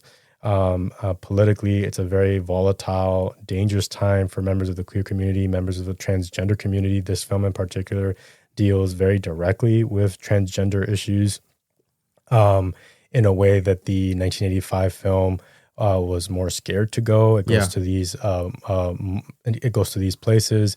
It's very queer forward. And so I think just thematically, the film stands to resonate in this particular period of time. It's an important film, I think, for this particular period of time. And I think embracing her for nomination and supporting actress in a way is embracing the film's themes and what the film is supporting, the cause it's supporting. And so I think that's another asset that's part of her narrative and her contention. I also think that, again, as opposed to performances like Wake Up Dead Man or Weapons, I do think that there is going to be, moments, pockets in this sort of award circuit where you're going to congratulate the achievement of both Diego Luna and especially Tonya too. And so there's this idea that she's not really, sort of by herself. She's among these really other great performances. Right. Their categories might be very competitive, but I certainly think that the quality of the performance is going to have Tonya 2 on people's minds throughout. Right. And also that the film, whether or not how many nominations it can get, it's still a question mark, but it certainly has a pedigree that, for example, something like Hustlers didn't have. Right. We have the Colleen Atwood costumes, but we also have the production design. Yeah, both great. Which is attention calling, and recreating this 1940s, 1950s space. We have a possible original song that would be a nomination Candor for and Ebb. Candor and Ebb. Yeah. Which I can't help but think, some songwriters in the original song branch are going to want to nominate Candor and Ebb. Yeah. So there's a potential for this film to get more than one nomination that I think some people are sleeping on. I agree. That makes her a more formidable contender than, for example, someone that on paper seems like a more formidable one, like Amy Madigan, because of all the buzz that's surrounding her. But she might get in by herself. Right. Jennifer again, Lopez, it's just not the Oscar exactly, kind of thing. right, exactly. Legacy project versus horror film. So I think that there's a lot of assets that are in the Jennifer Lopez contender that I think people are not paying attention to. Right. I mean, I certainly think it's right there. I think someone new, also, really talented, has had a really good filmography. I wonder if she's in the right project or not. We're going to have to see when it comes out. But like some people have been talking about Rebecca Ferguson. Right. And that's someone else that I wanted to mention in terms of this stat that, Netflix hasn't missed. That's right. Only in 2022, another supporting actress contender that they do have, if they don't go the Glenn Close route, is Rebecca Ferguson for House of Dynamite, who I think people have been praising as, she leaves an impression. She's in she's in what people consider the first part. chapter, the strongest chapter of the film. We did hear some rumblings on Twitter that there's some people who are not necessarily happy with. Yeah, we sort of alluded to that in the beginning with New York. We'll cover that next week. We'll cover that next week. But I wonder if a film, and we've talked about this, I wonder if a film like House of Dynamite can really get any actor in. I mean, it's stacked with an incredible cast from people who've yet to be recognized as well. Idris Elba, Tracy Letts, people who can certainly make a play for their categories, but maybe Catherine Bigelow has created the kind of film where everyone is sort of on an even ground. Yeah. And if you look at Catherine Bigelow's history, she tends to have good performances always in her films, but they don't tend to translate into acting nominations. In The Hurt Locker, her biggest film yet, it only got one acting nomination. Yeah. For Zero Dark 30, it only got one acting nominations, and both of them were for lead. Yeah. So it's sort of this idea that in her, well-made, well-calibrated ensembles, there's an anchor, and that's sort of the anchor is the one that grabs all the attention. And here she's made a film that doesn't have an anchor. Right. Oh. Here she's made a film where there is no lead. Right. And all the chapters are segmented. Right. And in a way, you're only able to follow this actor, this character for 18, 20 minutes, and then you move on to the next.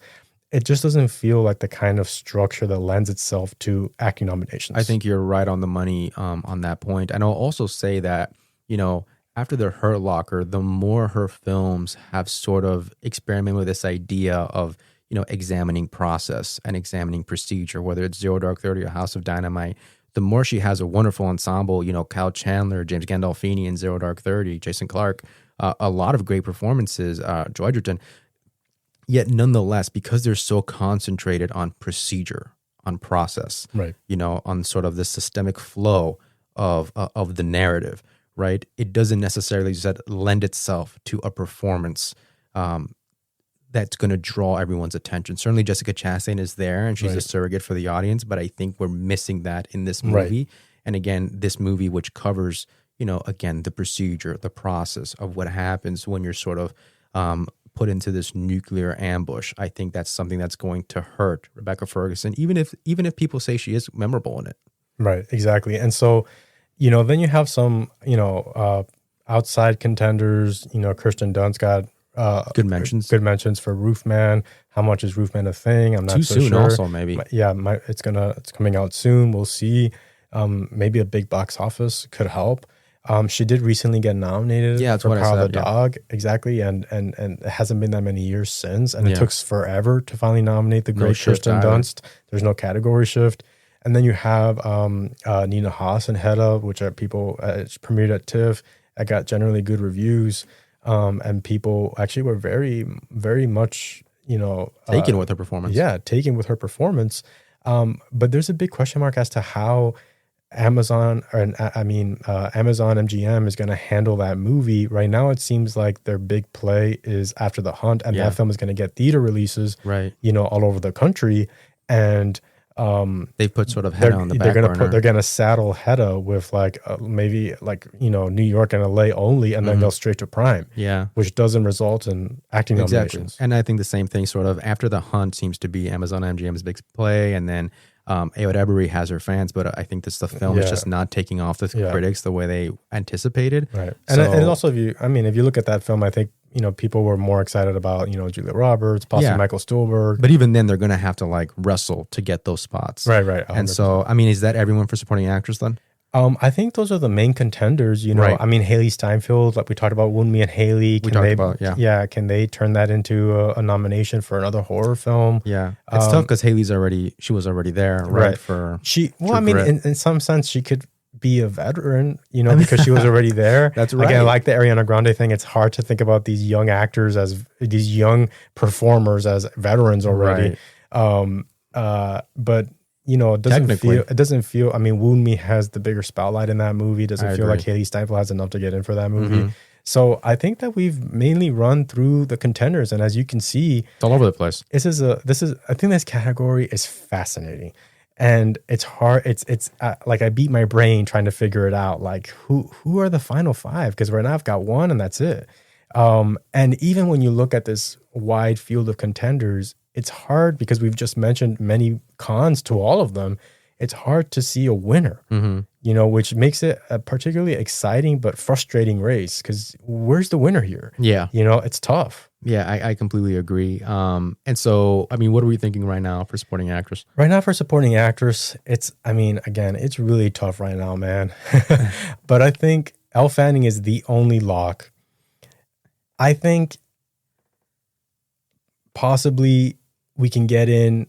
We need at least one veteran, I think, especially since there are options. There's just not great options. I will say in the year 2011, they went veteran less. Oh, no, really? I'm wrong. No, because Janet McTeer or Albert Nobbs. Right, exactly. Okay. So we need a veteran. We need a veteran here. Again, there are not many great options.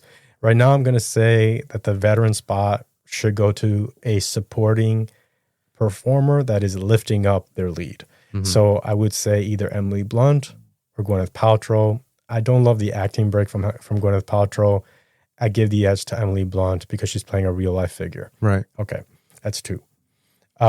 Someone from One Battle has to get in. I'm going to say right now that Teyana Taylor, we've talked about this. I can especially see her getting a lot of Critics Awards mentions. I think she can ride that into a nomination if she ends up missing some of the bigger precursors. So I'm going to say Teyana Taylor. Then it gets really tough. But I'm going to say at this moment, I like the category. And if you look back at supporting actors, I like there being a sort of, a presence from an actor that's been in the business for a while, and yes, Glenn Close fits that bill and would be an easy winner, I guess, because of her career, but I don't love the Knives Out thing. So I'm going to give the edge to Amy Madigan for another Warner Brothers film that, Warner Brothers has had an incredible year. I can certainly see 2 Warner Brothers films get in. Right now, at least Amy Madigan would fulfill a veteran spot, sort of the presence of someone who's been in the business for a long period of time. And people have seen her work, for many, many years. She's been at it since the 80s. Right. So I'm going to say right now, Amy Madigan, even though I don't feel great about it. And then I'm going to say that Jennifer Lopez has the right ingredients to make it into this category after being snubbed in 2019. She's completing one of those cycles that we talk about, right. That often happens with these actors who missed previously. And then after about a 7-year period, more or less, they have another opportunity to bat and they get in. There's Broadway, there's Chita Rivera, there's the Sonia Braga of it all, there's the 1985 film of Kiss of the Spider Woman. There's Bill Condon, there's musicals, there's, again, Broadway, there's Legacy, there's Colleen Atwood. It just feels like there's a lot of ingredients that are helping her get into this final 5. And so I'm going to say Jennifer Lopez for Kiss of the Spider Woman. I think all that makes a lot of sense to me. I do think that you have 2 veterans, and so that's the one thing to sort of look at is, do we really need 2? What would you say? I wonder because I think Emily Blunt should be there for the real person. I think who the hell's going to win this anyway? But at the same time, if you do put Amy Madigan, do you need Emily Blunt? We have gone all fictional, 2022, just pure fiction. That's true. And so I would probably say that if there is it's a paradox, but I think Emily Blunt would be the favorite to win, and she's also the person who I think is easiest to kick out because you don't necessarily need that veteran spot. And so that's the paradox. But if you take out Emily Blunt, then I think it's a perfect situation to nominate a new person. That said, the people who come to mind for me are Wound Me. And can you really have Wound Me and Amy? I don't know. I don't think so. And then what about Regina Hall? Because I agree with you. I think Teyana Taylor is going to get the lion's share of critic awards, New York Film Critics Circle and things like that. But when it comes time for the SAG, I can't imagine, the Actors Union being more excited to nominate Regina Hall finally. Again, she just has that many wonderful years in the industry. And again, to me, it's just sort of like right time, right place, where like she could have the edge over Teyana Taylor, who does not have the best filmography and who's just starting out. So sort of her own, decade, a 2-decade plus career in the industry, since we're talking about Shakespeare in Love. I mean, we're talking about when she played Scary Movie in 1998. Yeah, Shakespeare, and she's making fun of it. So, she's been in the industry that long. And so could it be Regina Hall? But then you have, 3 Warner Brothers girls. Can that really happen with Amy Madigan? The category is all over the place. It's really exciting to watch, but I think that's a really great rundown as to where things stand.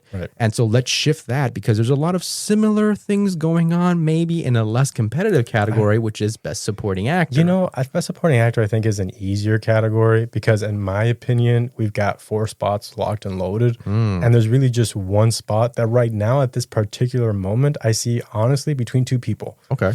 And that is, I think the locks are Stellan Skarsgård, who I think is by and large the front runner to win this category for Best Supporting Actor. Okay. I think Sean Penn is absolutely in for One Battle After Another. Okay.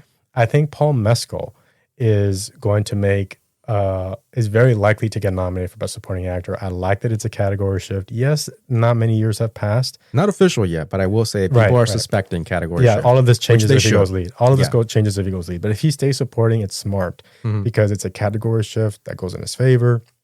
Again, it hasn't been many years since 2022, but I like that he's playing Shakespeare. I think that adds, real guy, a real person to the category, which again is important.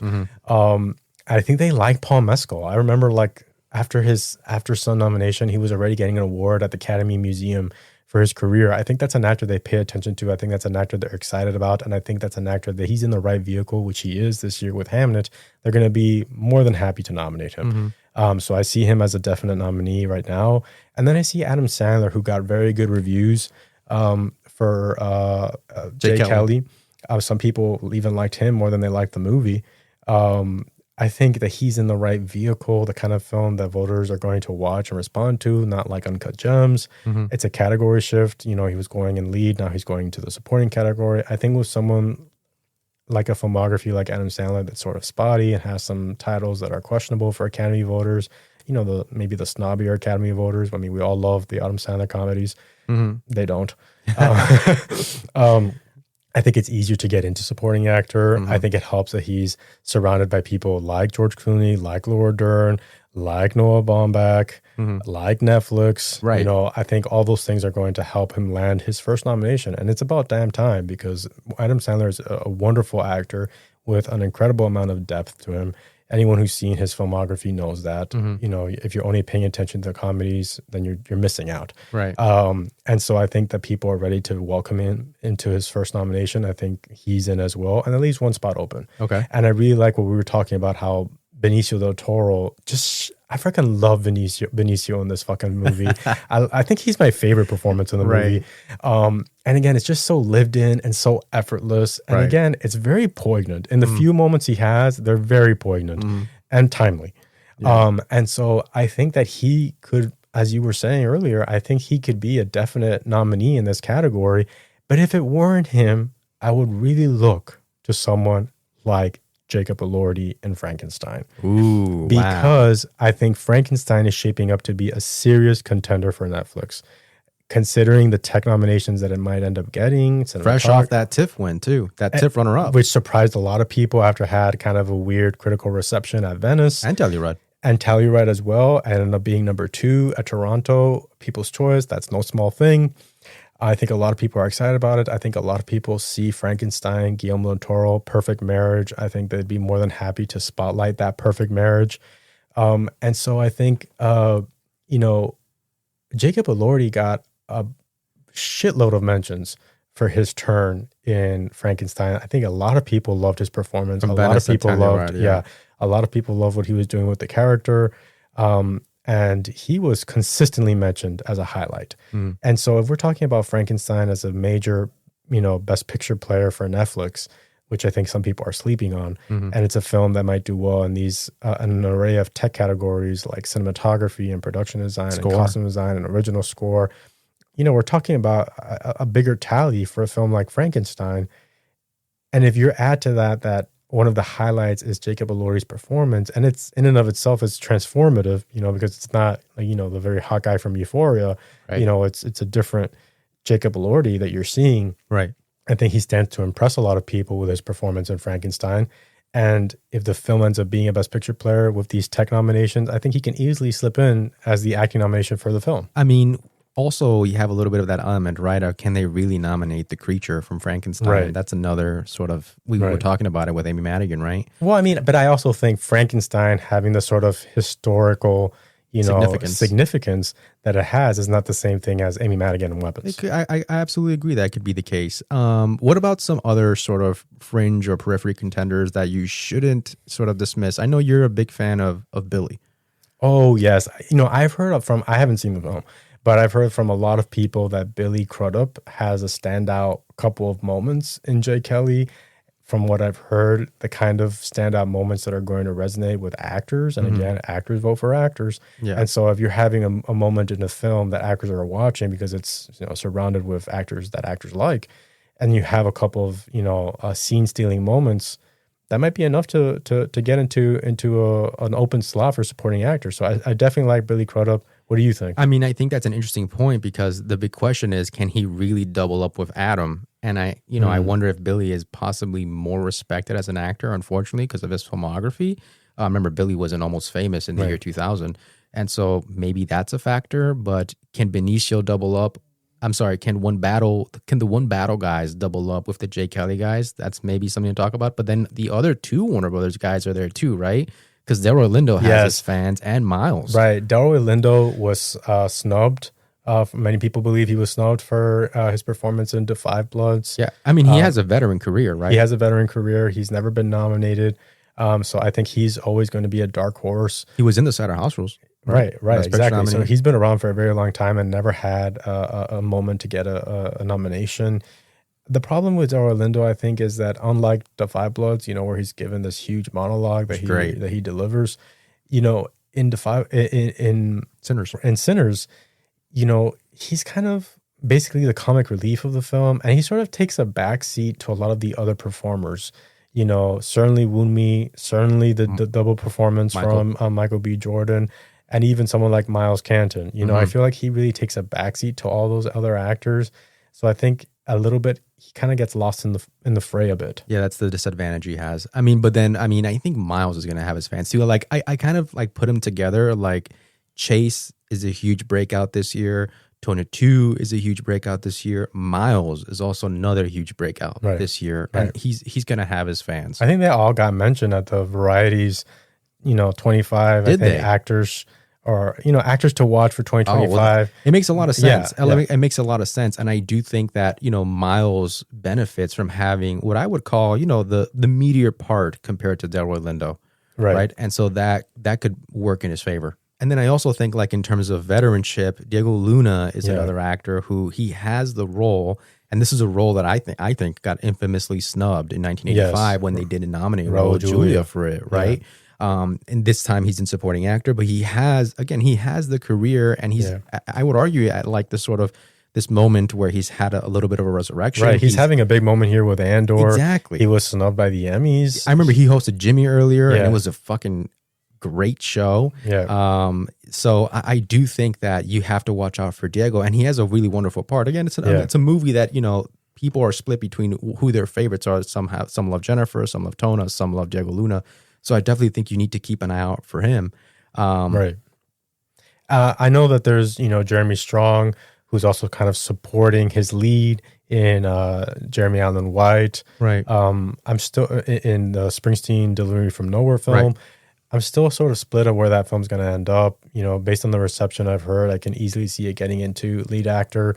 I can easily see it getting into nothing. But can you imagine if they nominate 4 performers from the year before in the exact same category? I think that's unheard of. That's crazy. That's unheard of, because it would be Jeremy Strong potentially, Timothée Chalamet potentially, Ariana Grande potentially, and Cynthia Erivo. And I feel like if that's the case, people are going to get upset. Yeah. Because you left some people on the chopping block who deserve some serious consideration. Right. And, you're almost giving us, what is that, like 1/5 of the category? 1/5 of all the acting nominees came from last year. Right. And I don't think that's going to sit well. Yeah. So I think that's something that's really going. I mean, if he had been snubbed for The Apprentice, I would say that he's definitely getting it for 100%. this. I agree, 100%. And so I think that the supporting actor category is not as tough as, supporting actress and actor. Right. I think, again, those 4 spots are pretty firm. Mm-hmm.